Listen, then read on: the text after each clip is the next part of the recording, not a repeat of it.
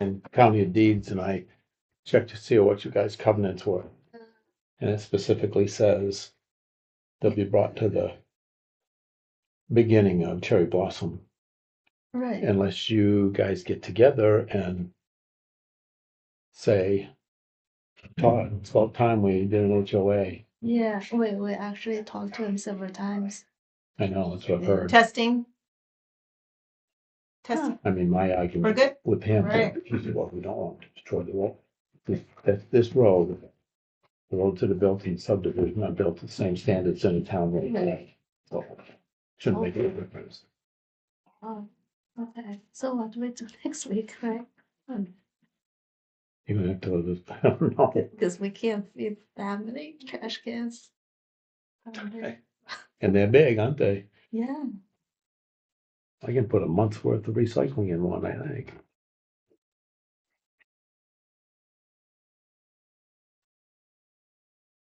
That mic is live, so you might not want to talk about how much trash you're gonna put in. I'll tell you what I'm gonna put in the bin.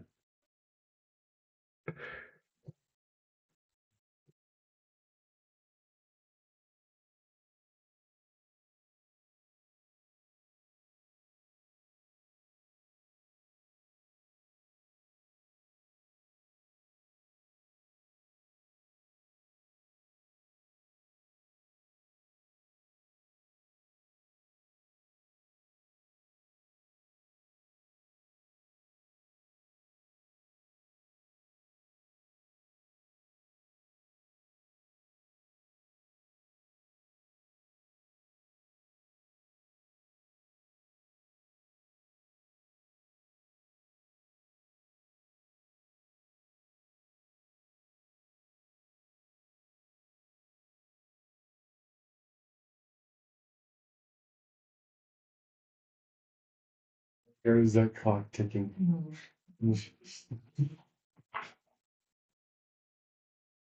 Count down.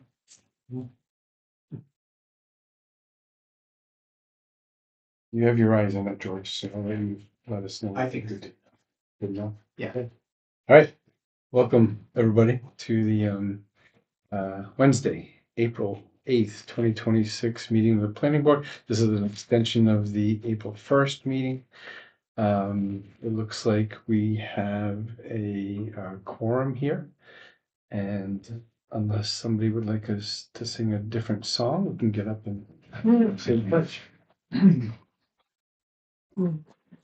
Pledge allegiance To the flag of the United States of America and to the republic for which it stands, one nation, under God, indivisible, with liberty and justice for all. Thank you. Do we have any amendments to tonight's agenda? All right, continuing business, completeness review of the Ida Ridge preliminary subdivision application 335 Newell Brook Road, tax map 6, lot 61. No public comment will be taken this evening. First of all, Mr. Burgess, I appreciate you being available and extending tonight's meeting for your application. And at this point, I think I'll turn it over to George to review your staff notes. Sure, I'll just summarize those quickly. They're proposing a 12-lot cluster subdivision. And the planning board held a sketch plan review of this project on January 14th. And you did a site walk on the 21st of January. And the preliminary plan packet contains the application form, location maps, the boundary survey, the subdivision plan, grading and utility plans, stormwater report, soils and test pit logs, wetland delineation, a traffic analysis, open space documentation, erosion sedimentation control information, right title and interest documentation. There isn't a butters list, and the application indicated that they had not notified the neighbors yet. And we can discuss that when you talk about scheduling a public hearing. And then other supporting technical documents and as I've iterated on several of these applications, is that the first step in the process is to determine whether the application is complete without getting into the substance of any of those documents. The substantive review will begin to question, is that documentation accurate? And does it satisfy the burden to establish conformance with the standards of the ordinance? So once you determine that it's complete, that all of the required documentation that is listed in the ordinance is in your hands, then you have a clock start, a review clock, and the main law, you have 60 days to render a decision on the application unless the applicant agrees for a time extension. You do have the ability under the ordinance, if issues come up during your substantive review that you need additional information, you can request that. And if the applicant is, wants to provide additional documentation because there is an issue, whether it be traffic or groundwater or anything else, then typically they would agree to extend it for the time period necessary to get that information and have it reviewed. So the 60 days is after the approval or not. Determination of a complete application. Correct. And so I would expect that we would want a public hearing that happens between Correct. then and now, now and then. Yeah, once you determine that it's complete, if you're going to hold a public hearing, it is done within 30 days of that determination. And then you have the full 60 days to make your decision. Okay, so if we determine the application is complete, 30 days for public review, 60 days for final. Not preliminary. And then a simple motion to determine that it's complete is adequate, and we would put that into a notice to the applicant. If you determine that any information is missing, then what we should do is list those deficient items, and then a letter would be sent to them declaring that their application is incomplete. And for it to be considered complete, they have to provide this additional information. And just to clarify something, the applicant isn't required to submit public notice right now. They're required ahead of the meeting, ahead of the hearing, correct? If you're gonna do a public hearing. If we do a definitely. public, Right. yeah, I just wanted to Right. state that Yeah. it's not insufficient, right, at this Yeah. stage, yeah, okay, Right. thank you. That's it. That's it.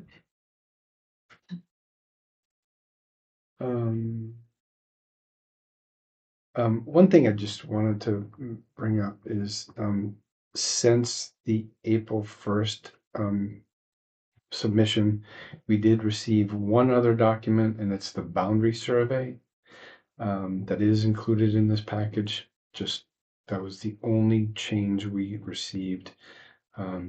Just wanted to mention that. Mr. Burgess, if you'd like to present. I like, sorry, if I can, I like how you're telling us that, like you're specifying between what we've already had and what's newly submitted. When you say the boundary plan, you mean, I think it's sheet 2, is it? Correct. It's one of the sheets in the site plans that is posted on the website. It is. Right, okay. Yeah. Okay. Originally, that wasn't submitted, and the applicant acknowledged that. Yep. And George added that to the application. Got it. So we have that now. Okay, thank you.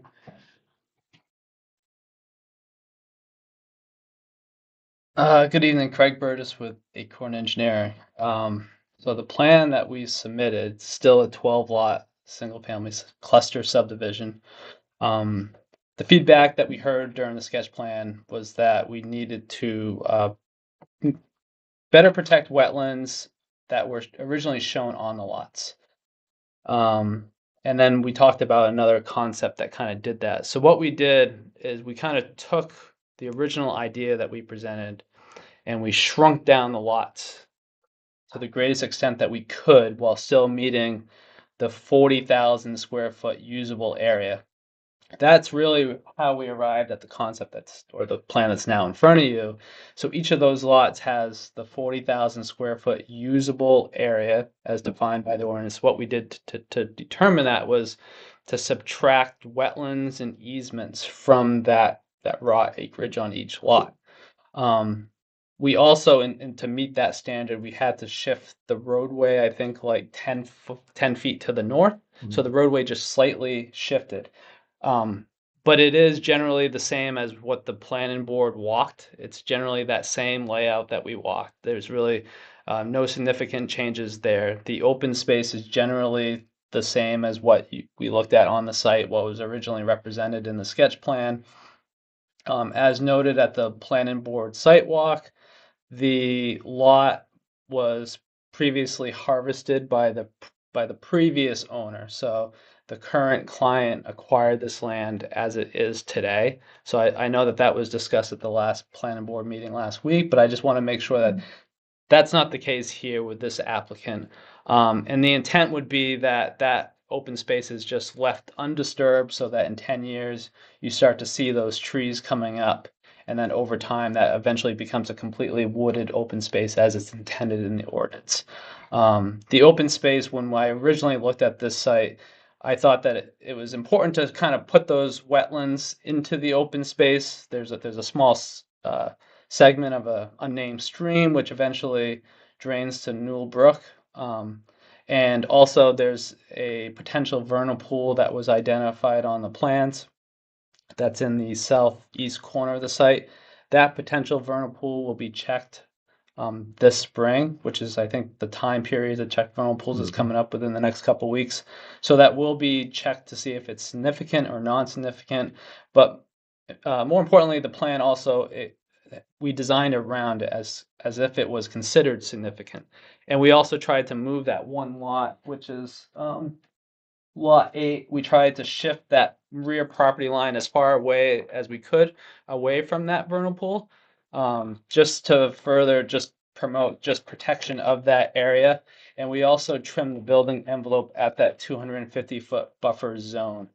The open space provided exceeds the standard. I believe it's around 63%.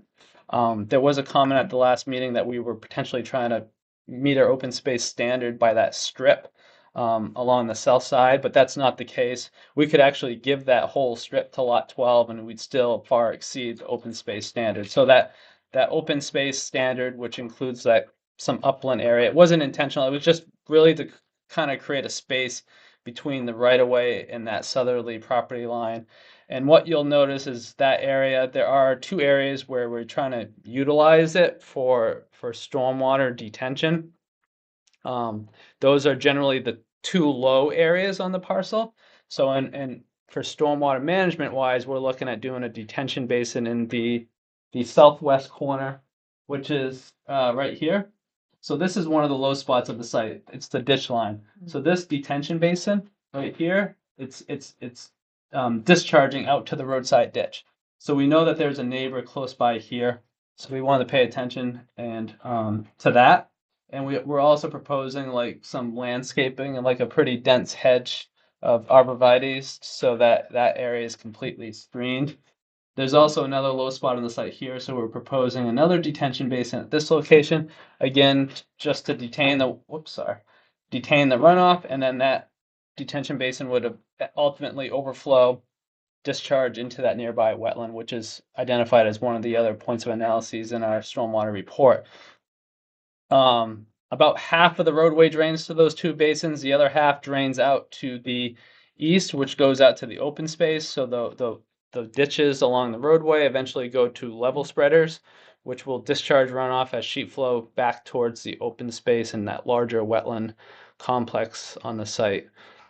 Each lot will be served by individual wells and septics provided as part of the application material. There were 16 test pits done for septic suitability.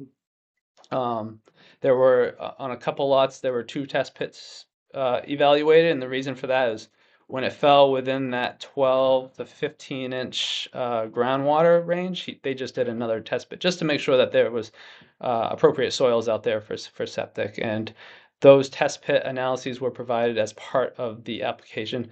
And it also did show generally sandy soils, which generally agree with the soils mapping that we provided, which was a good sign. It's pretty sandy soils out there, and we tried to keep the roadway up mostly in the wetland area in the upland area so that we could avoid wetland impact, which is what we're doing here with this project, completely avoiding all wetland impact. One of the comments at the last meeting was about the 50-foot buffer or the structure setback from the wetland. So the updated plans do reflect that wetland setback in the building envelopes that are shown.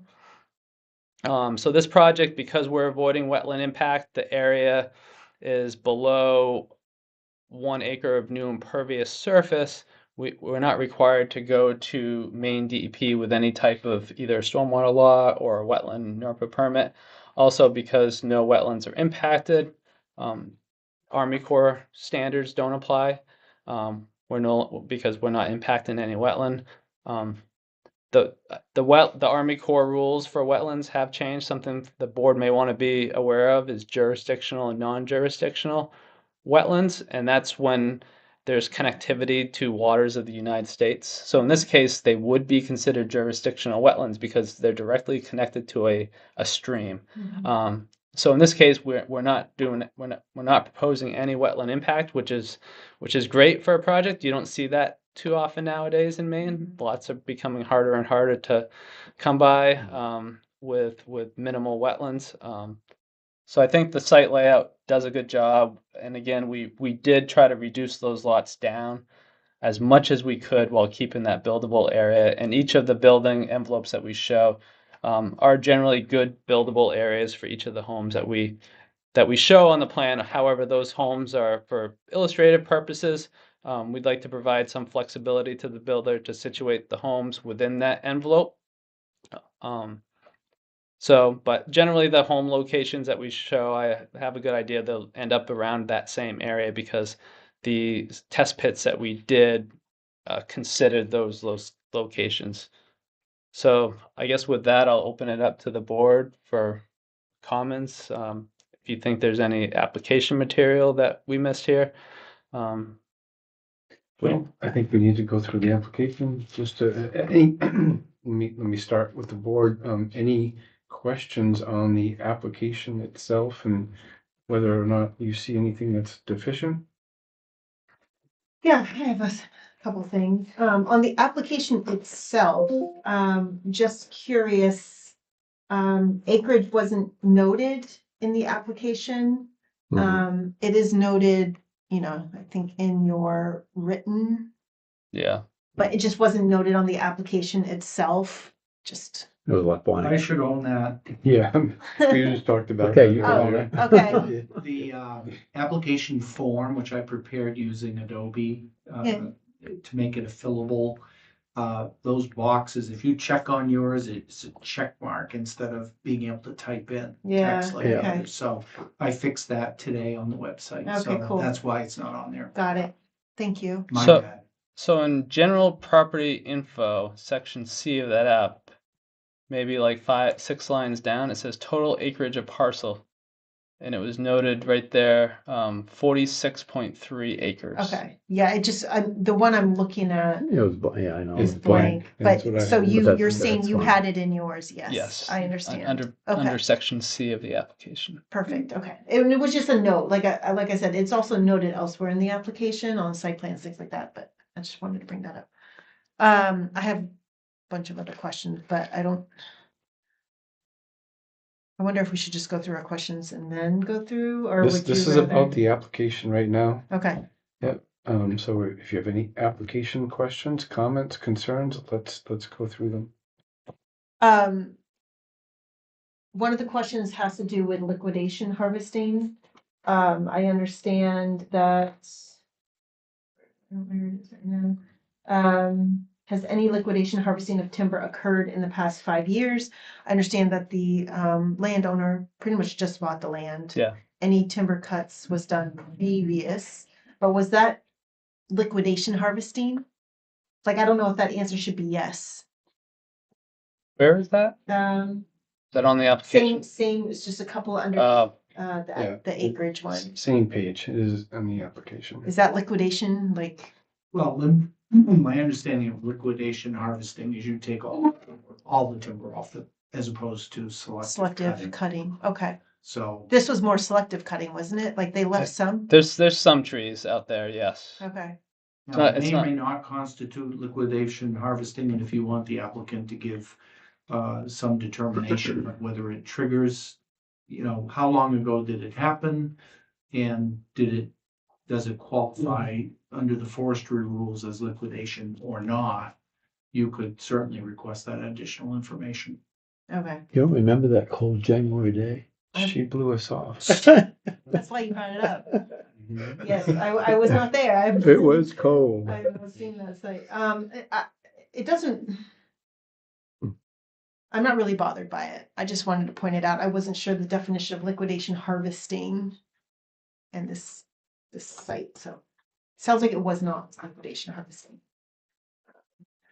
And- Regardless, I don't Yeah. know that it was within the 5 years. Right, Right. right. Oh, I thought it was It 2023. specifically says, No, in the application, I think it does say the year, and I think it was 2023 or 2022 that it was cut, wasn't it? Yeah, I'm trying to confirm that now. I know that when we were working on this, I remember looking into that at one point. Yeah, I think I saw 2023. But even if it was within, yeah, it was cleared in 2023. So even if it was within 5 years, Yeah. I don't have it was a different landowner. I don't know. I don't have concerns about that for this project. Okay. Unless Alright. anyone else does. I don't. I don't. Okay. And after the site work, there's not much you can do there if it's a Exactly. different owner. Exactly. It's not Yeah, like the exactly. owner did it. Exactly right. But if we could stay on trees for a second, so on the site plan, I do see tree line, which is great, and I'm looking at, I think this is called the subdivision plan. That's proposed, right? Those that tree line? Yeah, those were tree save areas that we tried to identify between lots, whereas there's some trees that currently exist out there. So Yep. we were just trying to identify where there's potential tree save areas. Okay. Is there any more tree clearing needed? Um, And if so, where is that shown? Like- so there will be some trees removed between lots 1 and 2. There were some trees. Okay. And where would we see that on the plan set? Where does it show? Like, how do I? Looking at the existing condition plan right now, Okay. doesn't look like, yeah, so that existing condition plan reflects the old trees. I mean, so you're looking to see where like the trees are being, Where more trees will need to be cut. Yeah. yeah. I would like to see that. Yeah, we can, with the next iteration of this plan, definitely update it to show where the trees, we could highlight it with like a red where the tree cutting will occur. Yeah. Tree cutting overall, because the site has been harvested, it will be fairly minimal Mhm. compared to, this was a raw wooded land. Okay. I'll rest for a second. The tree line on the south side of the site generally reflects where it is today, so there won't be a lot of cutting for between lots 9 through lot 12. Okay. As I noted, it's really between lots 1 and 2, and then just kind of toward the back of the lots out towards, what lots are those? Like north. Lots 5 and 6, I think, will have just some. Ultimately, for the construction of the homes, we'll have some trees trimmed in the back there. Mm-hmm. Okay. But overall, the amount of tree clearing is pretty minimal here, Okay. because it has been partially harvested. Okay. On that note, I know I said I'd rest, but has the Durham Conservation Commission been I have consulted not. yet? I think if George, what's that process? They typically just monitor the agendas. It will submit if they have comments, right? Yeah. Okay. Okay, great. I think two of the members were at the site walk. Yes, Okay. right. Yeah. Okay. Yeah. Okay. They usually have comments, bats and tree clearing and things like that.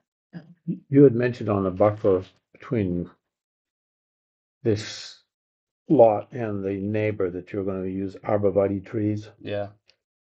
My only concern, I have arborvitae trees in one area and deer love them.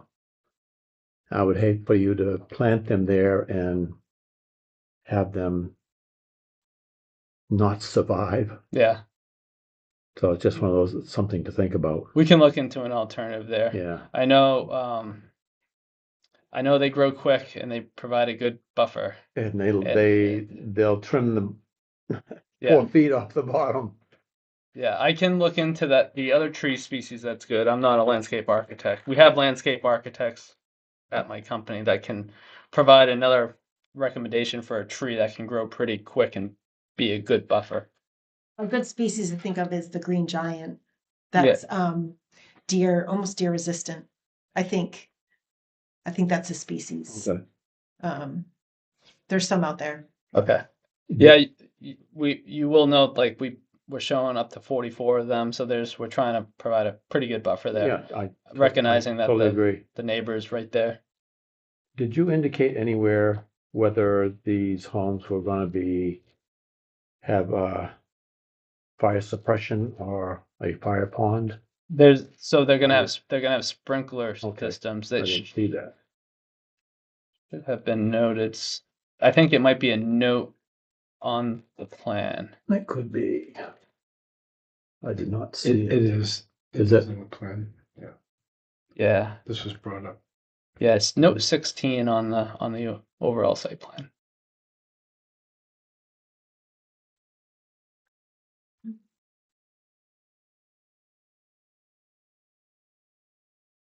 I guess to that, we also sent these plans along to the fire department.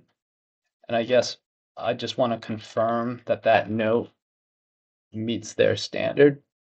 If the fire department actually requires the NFPA 20 standard to be met for I believe they do. life safety.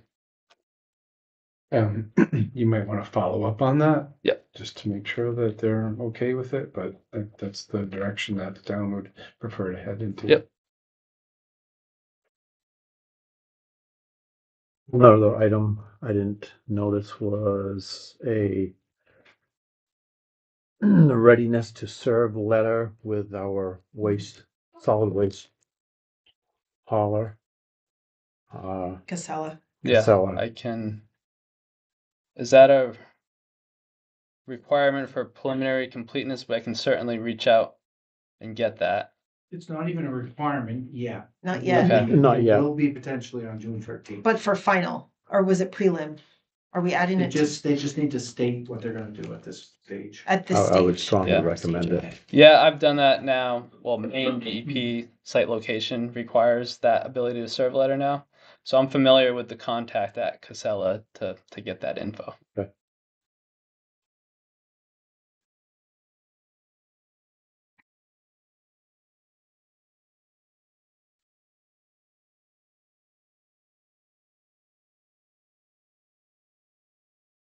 I've got one on the site plan, again, the same one's the subdivision plan. There's like a dark hatched area. It's not wetlands, it might be trees. If you, I don't know if you have it on your big plan there.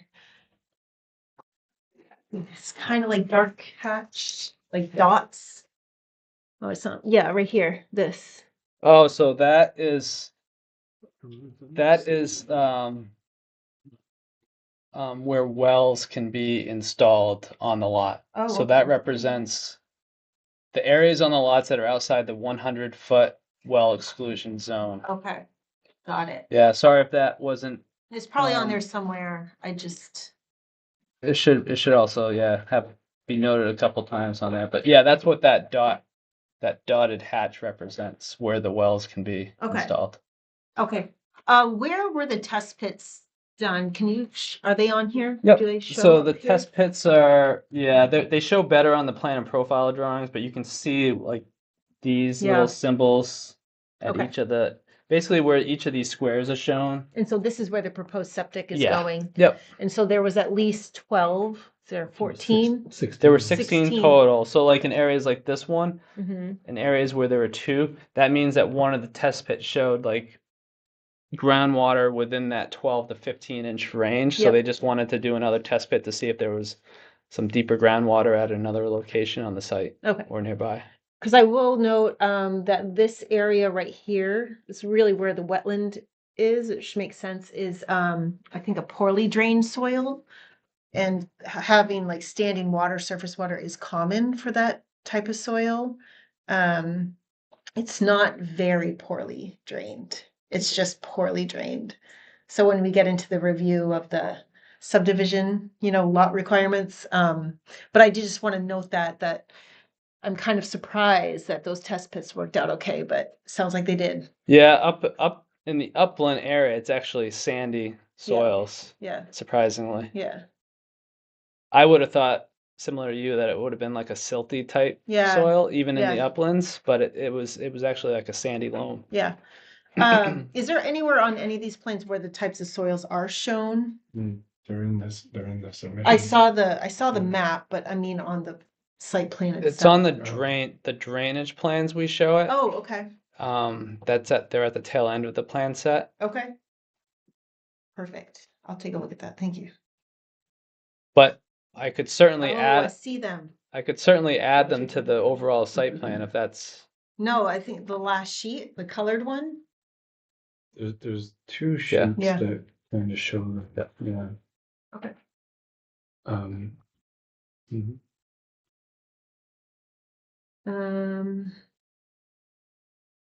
And I think it was the Walpole, right? Wasn't that the one? There's Yes. WA and there's a second one. Yeah, just something to pay attention to for cluster subdivisions. I don't think it says very poorly drained soils, Just but poorly poorly drained. drained soils Yep. should not be within the subdivision. I think it says, so in our regs, it's very poorly, isn't it? Yes. It does say very poorly. Yeah, it says Um, very, but Walpole is poorly drained. I think there's WA and there's another one. There's another There are one? two that are within the site, the buildable sites. That are hydric? Yeah, Okay. yeah. So something to look at. Again, part of the cluster subdivisions is that none of that occurs within the building site. Do you know about the soils, Craig? Or no? I can look more into it. I'm kind of digging in.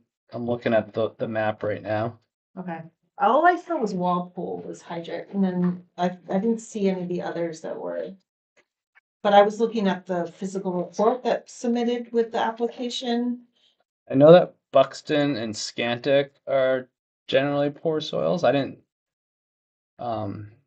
Those are Scantic especially is typically representative of like a wetland area. Okay. Wall. Oh, yeah. So where is that on your site? Where's Scantic? I don't see that color anywhere. I mean, I see it on the legend, but I don't see it. I'm gonna. The BGB. I'm gonna go to my soil map just so I can take a look at that too. So Yeah, the B. Juliet said that it'd be great to see that overlaid Yeah, we could in the site plan. maybe Okay. talk about it more next time, Yeah. perhaps. And actually just include this scantic and very poorly as opposed to all the soils, it'll be more clear. Good point. Yeah, I mean, we're not gonna, we're looking at drawings individually and we're not gonna overlay them ourselves. You're the engineer. Yeah. If you could just kind of overlay that to the site plan. Okay. I feel like there are more than one. Yeah, no, you're right. Scantic I know is, but I didn't see it on the site plan. That soil, I didn't know it was on the site plan. I see it in the legend, but I didn't see it on the site plan. So if you want to provide that next time, I think that'd be helpful. Okay.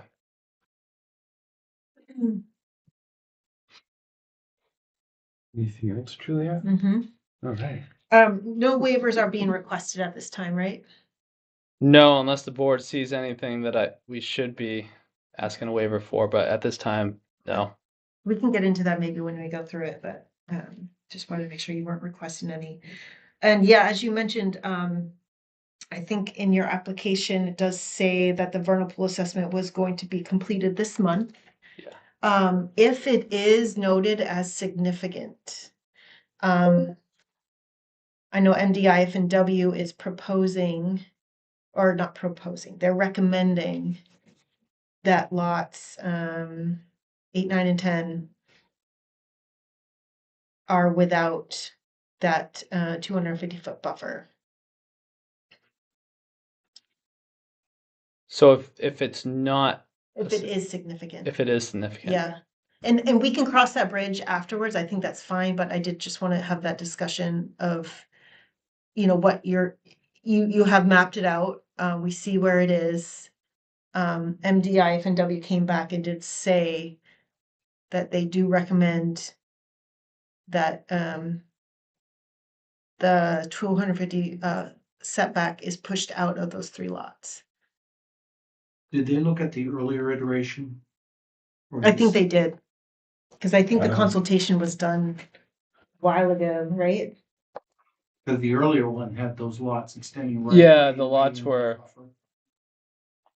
That could be. You mean they've seen another site plan? Yeah, they saw the earlier version.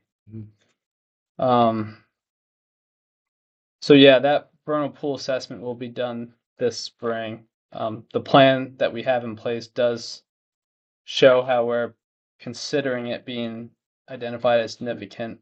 Yeah. I know that that's a recommendation from Inland Fisheries and Wildlife, not necessarily a requirement. If we were to make those lots less, I'm just thinking about the usable area to try to make that work. But I mean, what I've seen on other projects is that it's marked permanently on the site with like signage, like Mhm. making sure that it's a no cut area.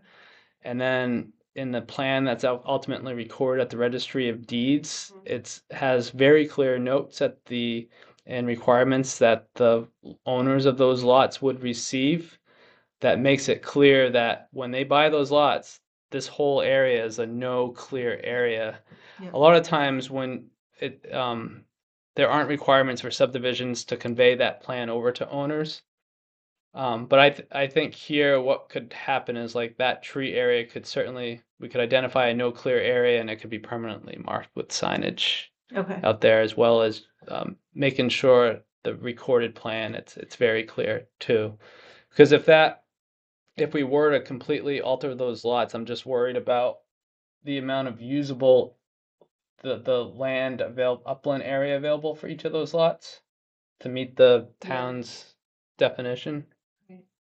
Well, I recommend we cross that bridge after you get Yeah. the delineation results back. When was this site plan done? The new one? The new one was done probably like a couple days before the planning board site walk, Okay. because I was able to talk about some of the changes at that meeting Okay. that we had made.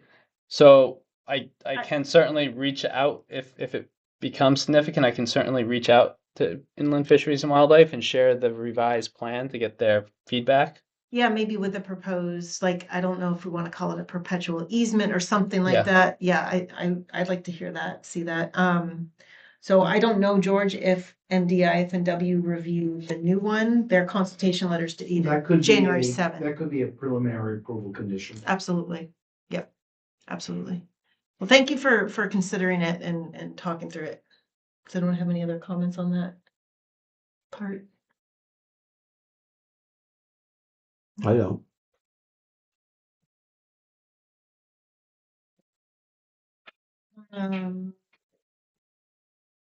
No field work's being done on site, right? No. And won't be until before. Correct. Yeah, okay. The main water yield map, Yeah. it was really hard to read. It's at the very end of the application. I can't, it's hard to tell. My eyes are so bad. It's this one that I'm looking at. Yeah. Right. Is that so we have a yellow one near the site and you have an orange one near the site, then you have a green one back here. This is in the far edge. Yeah. The green is what, 4? Is that 4 to 6? 4 to 6. Okay. And I think that's like baseline, right? Yeah. 4 to 6 or so. Or below 4 is when you start to require some type of like tank system for additional storage of water. Okay. I don't think it will be an issue on the site just for us. Each lot will have its own well. So Yeah. because of that, I think it's going to be Yeah. fine. Okay. It will be fine. And then the yellow is 6 to 12, right? I think that's what that Yes. says, the yellow one. And Yeah, then orange is- 6.1 to 12. Yeah, I can see how that's hard to read. It's I hard. just- I wanted It to confirm what those Didn't numbers print were. very Okay. clearly. All right. Great. Thank you. What does the purple mean on this map? DEP something private wells EQ, or DEQ? DEP. It is an eye test, isn't it? Well, it's not. I think it's Oh, just. Is this like a campground kind of thing? I don't know if it's like a. A requirement for that lot or whatever that needed it. I don't know if it's a public well. Okay. Okay. It's not really adjacent to the site, but I saw them. I could read the thing. So, I think we're getting close to the end of my questions. Have you had any discussions with the neighbors yet? I think last time we spoke, you hadn't. We have not. Okay. I guess We'll to have a that. public hearing next. Yeah. We'll Yeah. schedule that next. Yeah. Yeah. Okay. And permits, you started out saying, I think, no permits No state or federal permits. At all. With the exception, it will require a main construction general permit prior to construction. Yep. So that might be like a condition of approval that before building permits are issued, that the main construction general permit main DEP they only want you to submit the main construction general permit when there's a contractor on board and they're about to start construction. So really close to Yeah, construction. and what triggers that is more than 1 acre of overall disturbance and development is being proposed Okay. here. So it only requires a main construction general permit. Okay. Yeah. Back on the wells, Yeah. I believe that the mobile home park up the road Oh, has a public water system well. okay. And that may require notification of this subdivision going in within the certain radius of that. Okay. So we did put together the abutter labels, and I thought when we did that, it looked at all those landowners in that mobile home park. And I guess a question for you, George, or to the board is, do we have to notify all of those owners in the mobile home park, or is there like a, Probably the owner. Yeah, the owner of the land, right? okay, Yeah, Yeah. whoever's responsible for the water system, which would be the owner. And again, it's just a notice that doesn't require you to do anything other than notify them that this is going in. okay. If it's within a certain distance, and I can't remember if it's 1,000 feet or. But that was the DEQ Okay. trigger, I think, on that now. Okay. Thank you, George. Okay, that is all of my questions. Thank you so much. Alan? I don't have any further questions at the moment. Sonny? I have one question. So on your application, the checklist, there is a on the section C26, it says any identified historic resources. It says yes. Are there any? No, so we did reach out to Maine Historic on here. I'm gonna see which section that's in. In the consultation section, which is I. Is that right? It's the last consultation letter in section I Okay. from, yeah, MHPO or MHPC.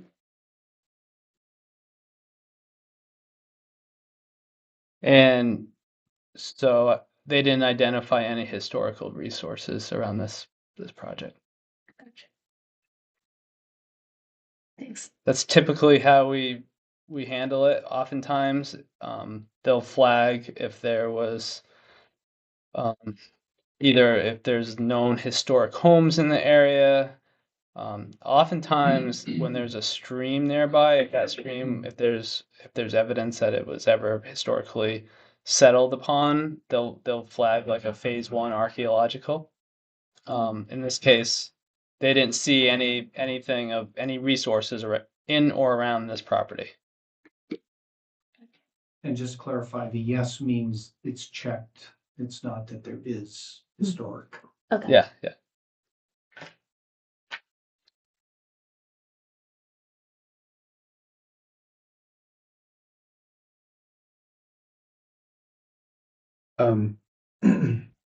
My comments are minimal here. You all have done a great job reviewing this. Thank you so much. One of the things I wanted to bring up, Craig, is that we recently received feedback from our town attorney regarding the building envelope site. And it needs to be, and I appreciate the fact that you've taken out wetlands and slopes and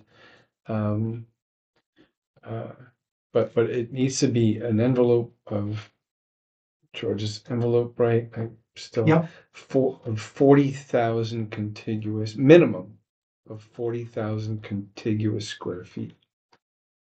Just want to make sure that We did look at that. So, like for instance, where on lot 8 is separated by a wetland. There's kind of like a wetland that kind of cuts through it. So in that particular instance, we didn't count because it wasn't contiguous. We only counted the usable area where the building envelope is shown. So that was one place where I saw an example where that might be applied. So in other words, on lot, what lot So- 8. I'm sorry. No. The key word here is contiguous. I see where wetlands cross through lot 8, and if it's a 49,000 square foot lot, I just want to make sure that it's 40 contiguous square feet Yes. that's buildable. Yeah. That's how we looked at that 40,000 square foot Okay. calculation. Sorry to cut you. No, that's Um, kind of what I was gonna say, is that the white circle-ish around the pit and the house and the road, that is the area that you've measured. That is at least 40,000. It doesn't include that break, that additional white area that is broken by the wetland. No, it does not include wetlands. Yep. So it doesn't include that additional area because it's broken. Right. Yeah, okay.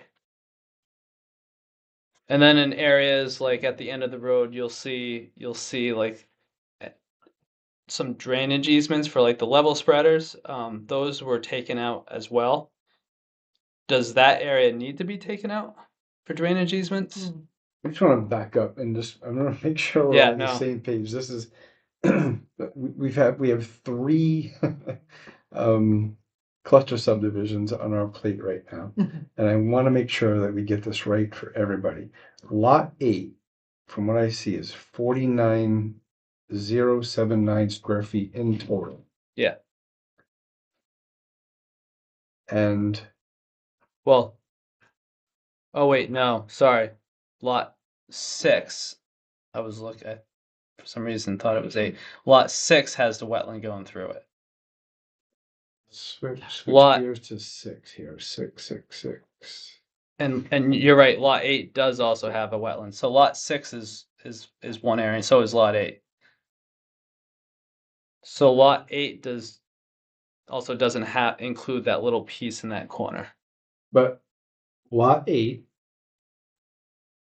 is a total of 49,079 square feet. Is that right? Yes. The contiguous buildable area needs to be 40,000 square feet. So if this wetland that crosses through lot 8 does not provide you with that contiguous area, it needs to be redesigned. I'm gonna do a quick calc right now to see. Right, so everything it seems- within the wetland would be deducted and the area on the right side of the wetland. So that corner there could not be more than 9,000 square feet or it push it down under 40. Exactly. But I think everything else counts. Yes, I believe that's how that lot should have been calculated. So if we go down to that lot usable area, lot 8, 49,000.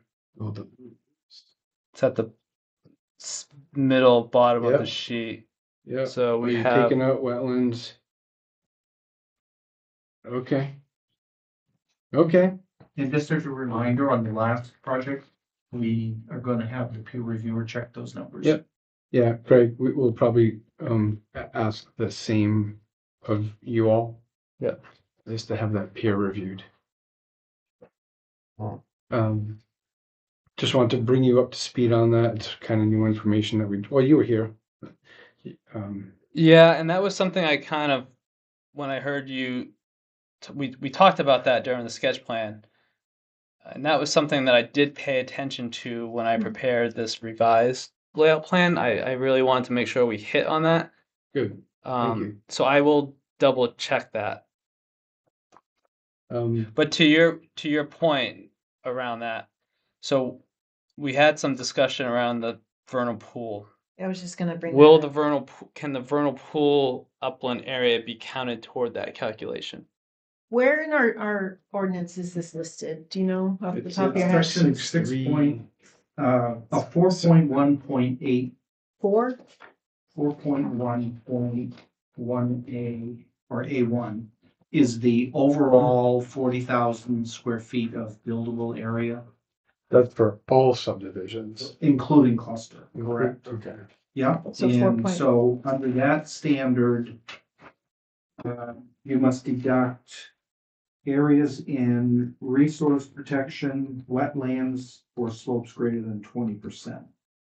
And So that's the Well- standard each of these lots would have to meet. well, that Then, one, you didn't say Yeah. soils, so soils. There's something else. correct, no. So it's They don't have to- clusters Right, that the soils. When you cluster. go to includes. clusters, Where's that it one? narrows it down and says within that 40,000 square feet, you can't put your buildings and developed area of the almost an acre of land, which is Oh. 40,000 square feet. You cannot put your building, say there's a wetland just adjacent to it, within 50 feet of the wetland, or on very poorly drained soils or steep slopes. So even if they had the 40,000, say they had 45,000 square feet, but the 5,000 square feet, like on the other subdivision, is a steep slope area. Mhm. They can't put the building into that steep slope area. They have to keep away from that and the wetland buffer. Correct. Yeah, buffers. Yeah. So in that particular lot, you can see like how we came up with that calculation. So it does back out that this wetland and that entire corner there, but it does include that vernal pool buffer because when I looked at that standard, it didn't specifically state that being part of the subtraction. Um, And the town attorney has What- said that what's- unless, what's the hatched area with a black red dot or black circle is right there underneath the number 9. Oh, Yeah, right? that's just areas where wells can be. Okay. Yeah, Okay. that's just areas Okay. where wells can be installed. Fantastic. Okay. So great question on the vernal pools. Yeah. yeah, the town attorney has said it's not specifically listed in 4.1A1. You do not deduct it. You Okay. don't have to deduct it. All right. So we're good. But should it be setback, Yes, excludes the setback from For the wetlands. wetland? 50 feet. Yeah. 50 feet. That's for the Setback- buildable. They That's say for the, back, but they don't have to deduct it. Yeah. right. Yeah, for the and that's what buildable we area. did. Yeah. So So that's You that, can, that red line along the wetland is the setback or the Nope. wetland? The setback is shown right with this line right here. So you can Oh. see that this line right here is that right there is 50 feet. Yep, I see it. I meant to ask this So earlier. you're saying the wetland needs to be deducted to, No, it already is. well, it's not, The not in that. For the the wetland buildable. is, but the setback from wetland is not. Is and- not. And it shouldn't. According to the town attorney, no. Okay, But they can't construct a home within 50 feet of that wetland. but it can still count towards the Yeah, buildable yeah. area. And this is our local regs, right? Yeah. Yeah, yeah. It's interesting, it doesn't talk about vernal pools, but it's, yeah, vernal pools isn't mentioned in this. I meant to ask earlier, resource protection, not on the site? No. Well, there is that unnamed stream. It would not be resource protection. Don't RRA, I think. Rural residential. Yeah. Yeah, so no resource protection. Right. Okay, yeah, cool. So one of the new standards, going back to the vernal pool, we can talk about it when it's Yeah. looked at more. I know Maine Department of Inland Fisheries and Wildlife said the lot shouldn't go onto it, which I think they might like this update, but DEP also updated their standards recently. Now they look at if it is considered significant, they want a 100-foot no cut or no disturbance zone. Mhm. And I think it's important to note, just because this plan will have that. Okay. It will have a no protection zone as part of the lot configuration now. It's just that 250-foot buffer. And you are allowed technically to have 25% disturbance within that 250-foot zone if you file a permit by rule. I'd like to just have that as a no clearing area so we don't have to have the permit by rule, but there is some clearing allowed within that 250-foot zone. It's just within 100 feet of a significant vernal pool where DEP now says you can't disturb it. Okay, so you'll have that Yeah, shown on the plan set. Yeah, at a minimum, and that's a very new rule. We'll update this plan to show that 100-foot zone and the 250-foot zone. So it will show how that 100-foot zone is outside. It's within the open space. It's fully contained within the open space. I would still like to hear your proposal on how to respond to MDI Yeah. FNW. And just one more note on that regarding an easement. So if we go back to the cluster requirements, I saw an easement listed here. Oh yeah, right here. Portions of the tract subject to existing easement. So if that was put in an easement, I don't know. You know what I'm saying? Like that could be something. Well, I that- think that's in the net residential area calculations. So for instance, if there were a sewer line easement, that would have to be deducted, but I don't think that's in the building. Yeah, I think it's the same thing as we were talking about before, right? It's like the wetlands and the slopes and the soils, you can't develop on those. But I was just saying that easements, I think, is also another piece of that. Because we were talking about easement, I think you mentioned it earlier. Yeah. There's some sites with easements on it, so I just want to make Oh, sure I'm right, reading that yeah, right. Right, yeah. So number 4, it is net residential acreage, George, but Yeah, it's which is talking. the overall site, not individual lots. Oh, okay. So the easement calculations, they don't affect the usable area. Okay. No. Again, the assumption is that the clustered lots are gonna be in the non-sensitive areas and areas outside of easements, so that they're two separate calculations. Okay, so we still need to note it, but it's not overall going to make an impact. Yeah, really, and I we guess. should know if that's significant or not by the next time Yeah, we yeah. meet. Okay. Sorry, Brian. No problem. Good stuff, good conversations. Yeah, I had another, well, no, we already talked about soils. Please pay attention to that. It looked like, just make sure that we're not in very poorly Very or poorly drained drained. swales. The only other comment I had, well, sure if it's the only one yet, but your detention basins. Yeah. They're not allowed within the setbacks, Within what setbacks property line setbacks. Okay. Where does it say that? Just look at the definition of Structure. structures. Structures? Okay.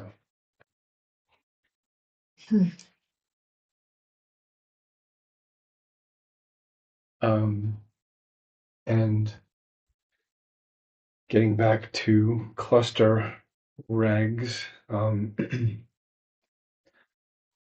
all sites are supposed to have views to open spaces. And I was questioning lot 1, but I guess it depends on where the final site of the house will be.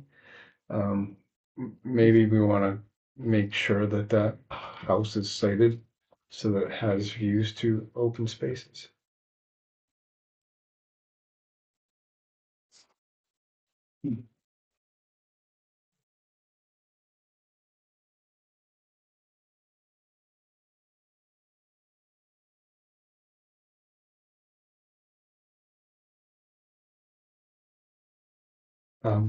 My other comment just following up on Alan's comment regarding the arborvitae line or line of plantings. I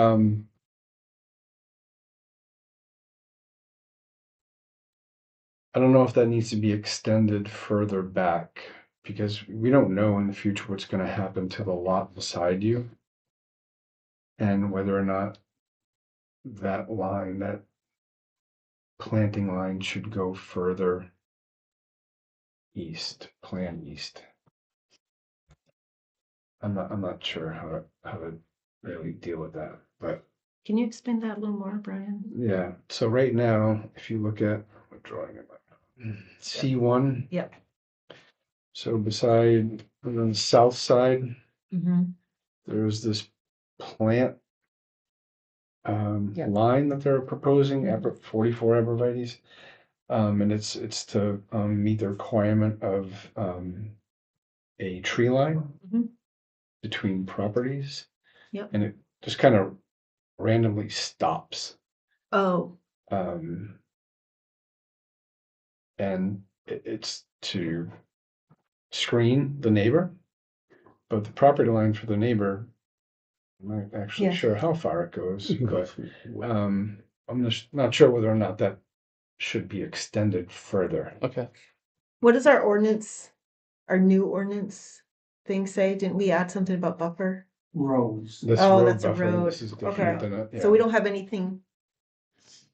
Current. I don't think so.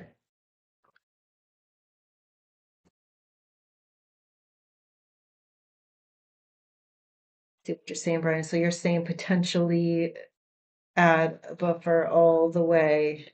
Well, maybe it'd be good to see like where the existing structures are on the neighboring property to try to figure out what you're actually screening or what we want to screen. Like current right now. Yeah. Yeah. Is there the existing conditions plan, do you show neighboring lot structures?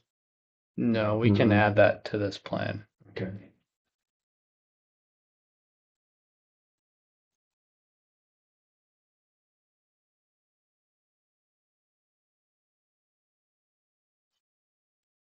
I know we showed some of the existing home on the out parcel, but and some of the homes up above that, but we'll expand it to specifically show that one to the south. Thank you. Going back to the definition of structure and that detention basin needing to shift. So does that detention basin need to meet the side setback standard in this case? So would be 20 feet? Yes. And how is that defined as to the difference between the detention basin structure and a side slope?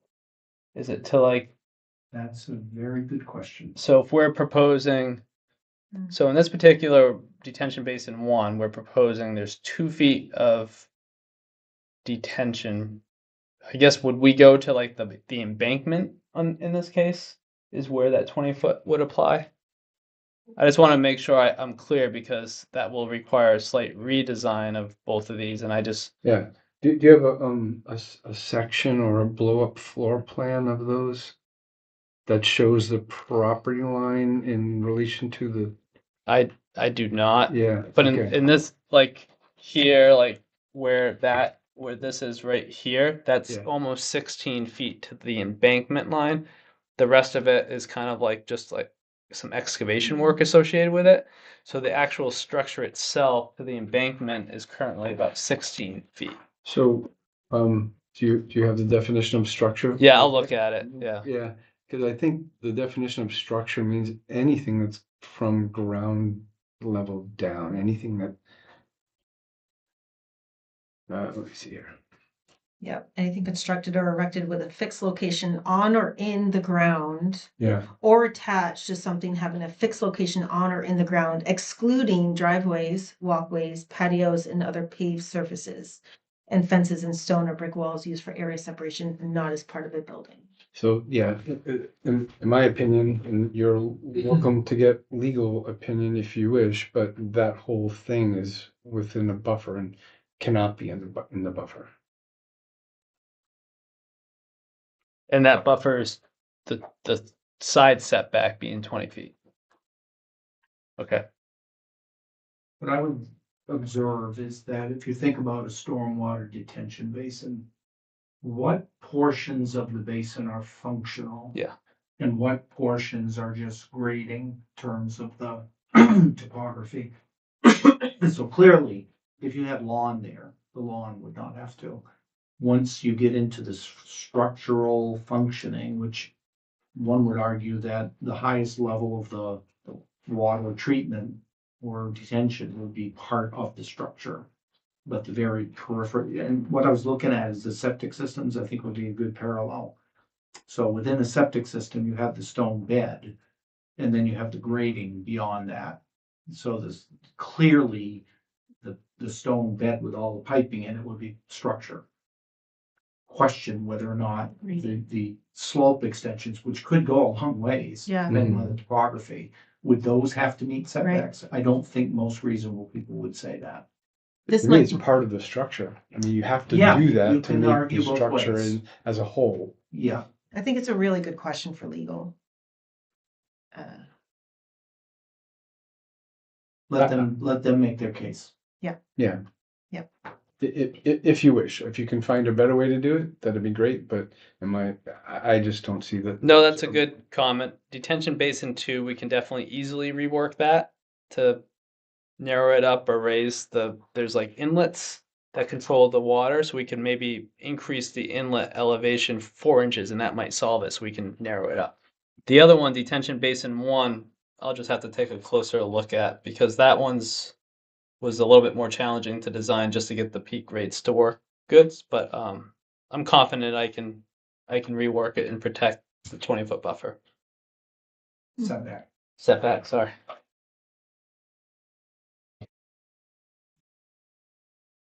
Yeah, it's a good point.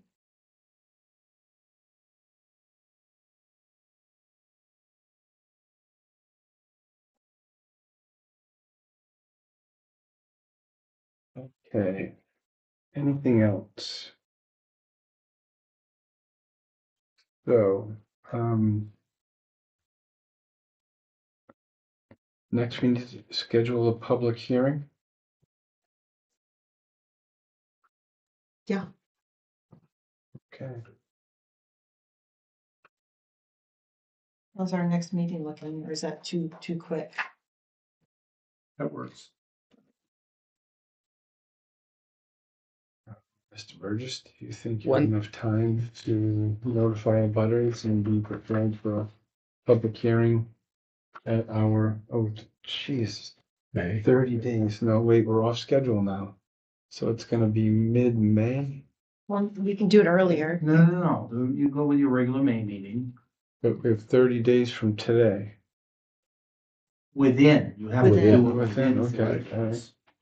Which is, that is, and the notice for the neighbors is only 10 days, so. Okay. What's the date of that meeting? First First. Wednesday in May.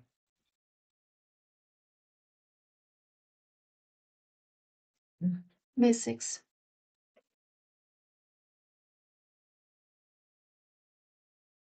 Just confirming. Yep, that would work. So notice for the abutters is 10 days in advance. Mm-hmm. Okay. We're still talking about this application, right? Or Sorry, I'm jumping ahead here. that's okay. Yeah, and I can make that meeting. Brian can make that meeting. May 6th. Yep. You two good to make that meeting? Mhm. Great. Okay.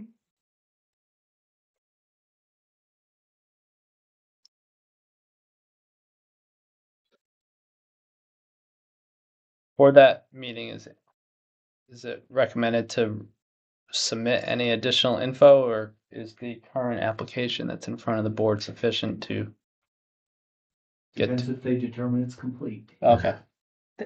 I Didn't get to that. I can see it being, having some conditions almost for the next stage. And then if that's the case, I think what you have could be okay, but depends on what goes here.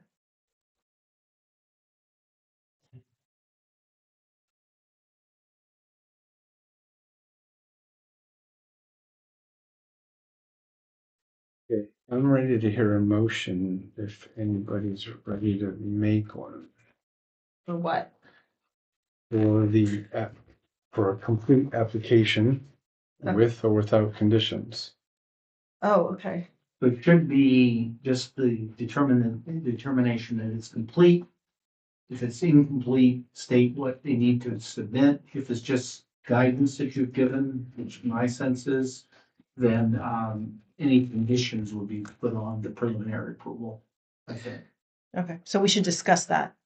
Yeah, do you consider it to be complete? If it's not, list what is incomplete. But if you just talk tonight about making, like getting the soil, they've submitted their soil map, so. No, I agree. I don't see anything that's incomplete in the application. We had a lot of banter. I think it's going to be taken into consideration, but the application itself, I believe Mr. Burgess has submitted everything that we require. I will move that the Ivy Ridge preliminary plan is complete. With. Let's talk about that. I agree, but I do think that there's some things we should mention as conditions of the next approval or the next submittal. Or something that some things that I would like to see in the next round. Is there something that was not supplied within the application? It is required to be supplied by the ordinance. Uh, I mean, there's certainly some detailed information Yes, there's that we're detail. asking for, okay, but do okay. you see something No, I that's don't think missing so. I don't from the think so. application? No, you're right. Nothing missing, no, just details. But I don't know how if we do those as conditions or not. I guess I'm getting stuck there. I think during this substantive review is Okay. when we get into that Okay. detail. Okay, we made comments and Yeah, were heard. Okay, yeah. Yeah. Yeah, okay, so You'd second it? I'll second that. thank you. Yeah. That just puts it on the floor. Doesn't mean you have to agree to it. Right. Do you have any Exactly. thoughts? Everybody in favor? Yeah. Great. Yeah. Okay. Thank you.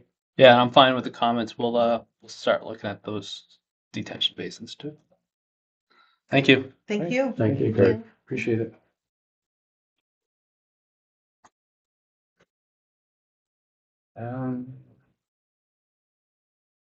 Okay. Have a good night. You as You well. too. Any other discussion? Our next meeting will be on May 6th, correct? I believe so. And we'll have a public hearing at that time. For this application, Correct. as well as whatever else. Whatever else comes is up on the agenda. So, yep, May 6th. That's right. Great. I move to adjourn. I'll second. All in favor? All right. Thank you, everybody. Thank you. Thank you. Good job. Great comments. Yeah. You feeling more comfortable? I think I'm still learning a lot. Yeah. Just, yeah. Yeah, Tuesday. hearing what you guys are thinking about it, I'm like, oh, okay, maybe next time I think about that. Yeah. To do that. It certainly takes time to It's get a lot into to a cadence. absorb. Yeah, a lot to learn.